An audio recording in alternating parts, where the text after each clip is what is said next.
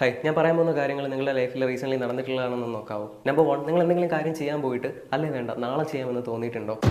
രാവിലെ എണീക്കാൻ അലാറം സെറ്റാക്കി വെച്ചിട്ട് അലാറം അടിക്കുമ്പോൾ ഓഫ് ആക്കിയിട്ട് കുറച്ചുകൂടെ കിടന്ന് ഉറങ്ങിയിട്ടുണ്ടോ? മിക്കവാറും സമയങ്ങളിൽ ഫോൺ നോക്കി കിടക്കുന്നതാണോ പണി? വെറുതെ ഒരു കാര്യമില്ലാതെ ഓരോന്ന് ആലോചിച്ച് കൂട്ടി ഓവർ തിങ്ക് ചെയ്യാറുണ്ടോ?